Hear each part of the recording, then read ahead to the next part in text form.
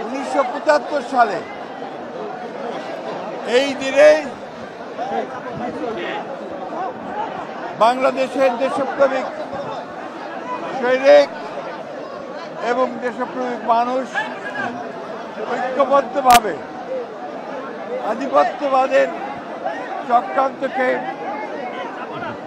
মঞ্চাল করে দেয় এবং এই দেশের সবচেয়ে জনপ্রিয় এবং মহানায়ক রাষ্ট্রনায়ক স্বাধীনতার ঘোষক শহীদ প্রেসিডেন্ট জিয়াউর রহমান বীর উত্তমকে গৃহবন্দী থেকে উদ্ধার করে নিয়ে এসে তাকে রাষ্ট্র পরিচালনার দায়িত্ব অর্পণ করা হয়।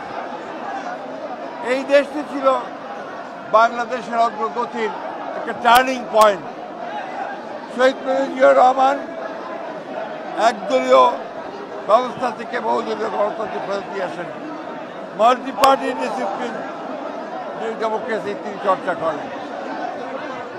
তিনি সংবাদপত্রের স্বাধীনতা দেন, বিচার বিভাগের স্বাধীনতাকে নিশ্চিত করেন এবং জনগণের গণতান্ত্রিক যে অধিকার সেই অধিকারকে তিনি নিশ্চিত করার চেষ্টা করেন। তার পরিচালনার রাষ্ট্র পরিচালনার মাত্র 4 বছর মধ্যে তিনি বাংলাদেশে একদিকে রাষ্ট্র ব্যবস্থার রাজনৈতিক ব্যবস্থা, অন্যদিকে অর্থনৈতিক ব্যবস্থার আমূল সংস্কার সাধন করেন এবং একদলীয় বাকশাল থেকে তিনি বহুদিনের গণতন্ত্র নিয়ে আসেন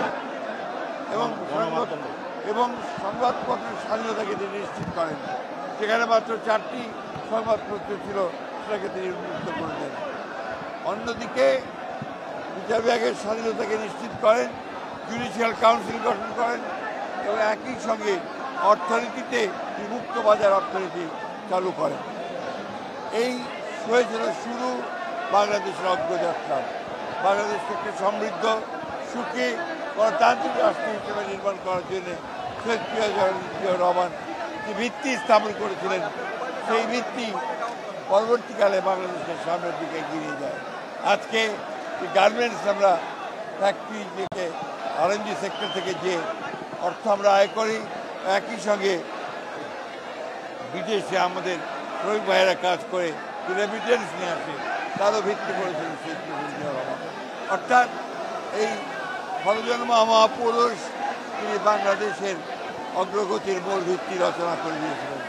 সেই জন্যেই আজকের এই দিনটি শুধু বিএনপি নয়, বাংলাদেশের স্বাধীন চেতা মানুষের কাছে, গণতন্ত্রকামী মানুষের কাছে অত্যন্ত একটা গুরুত্বপূর্ণ দিন।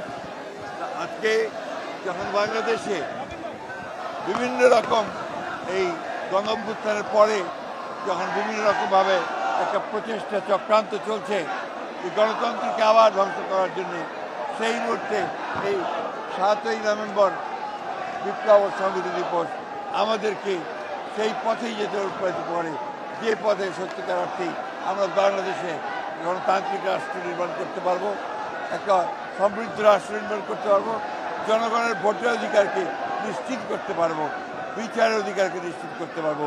সেই লক্ষ্যেই বাংলাদেশ এগিয়ে যাবে, বিএনপি এগিয়ে যাবে, আমরা সেই লক্ষ্যেই কাজ করে যাচ্ছি।